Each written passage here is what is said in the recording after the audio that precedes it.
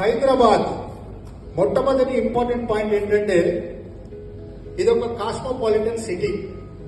Cosmopolitan city అంటే భారతదేశంలో అన్ని ప్రాంతాల వాళ్ళు నివసించేటువంటి సిటీ ఇది. ఇది ఎప్పుడు స్టార్ట్ అయింది? నిజాం కాలంలోనే స్టార్ట్ అయింది, ఈ మధ్య స్టార్ట్ కాలేదు. నిజాం కాలం నుంచే భారతదేశంలో అనేక రాష్ట్రాల నుంచి ఇక్కడికి వచ్చి ఇక్కడ స్థిరపడిపోయారు. అందుకే మన దగ్గర మరాఠీలు ఉంటారు, బెంగాలీస్ ఉంటారు, ఒరియన్స్ ఉంటారు, కన్నడిగస్ ఉంటారు, మలయాళీస్ ఉంటారు, మార్వాడీస్ ఉంటారు, గుజరాతీస్ ఉంటారు. ఏ రాష్ట్రం వాళ్ళైనా ఇక్కడ ఉంటారు. అది కూడా చాలా హ్యాపీగా ఉంటారు, సంతోషంగా ఉంటారు, కంఫర్టబుల్ గా ఉంటారు.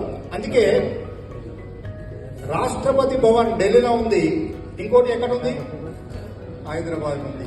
మధ్య మధ్యలో న్యూస్ వస్తుంటది, ఎక్కడి నుంచి వస్తుందో తెలియదు. హైదరాబాద్ నగరం రెండో క్యాపిటల్ ఆఫ్ ఇండియా. విన్నారా మీరు? అప్పుడప్పుడు దానికి ఏదో టైంలో అట్లా వార్తలలో వస్తూనే ఉంటుంది. ఎందుకు వస్తుందో ఎవరు తీసుకొచ్చో తెలియదు. ఎందుకు హైదరాబాద్ పేరే వస్తుంది, వేరే రాష్ట్రం పేరు ఎందుకు రావట్లేదు అంటే ఇది ఒక ముఖ్య కారణం. హైదరాబాద్ కనుక రెండో రాజధాని చేస్తే ఎలాంటి సమస్య రాదు. అన్ని ప్రాంతాల వాళ్ళు సంతోషంగా ఉండేటువంటి ఏకైక ప్లేస్ ఇండియాలో ఏంటంటే దట్ ఈస్ హైదరాబాద్.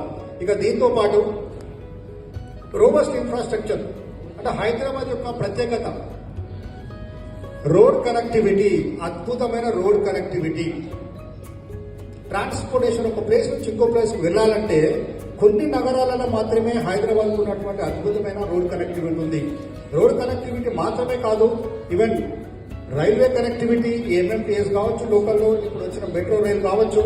అలాగే ఈ గత 10 సంవత్సరాల కాలంలో సుమారు 36 ఈ ఫ్లైఓవర్స్ నిర్మాణం జరిగింది. ఈ ఔటర్ రింగ్ రోడ్, అలాగే రాబోయే రీజనల్ రింగ్ రోడ్, అంతేకాకుండా వాటర్ ఫెసిలిటీ, ఎలక్ట్రిసిటీ ఫెసిలిటీ, ఇవన్నీ కూడా అద్భుతమైన ఇన్ఫ్రాస్ట్రక్చర్.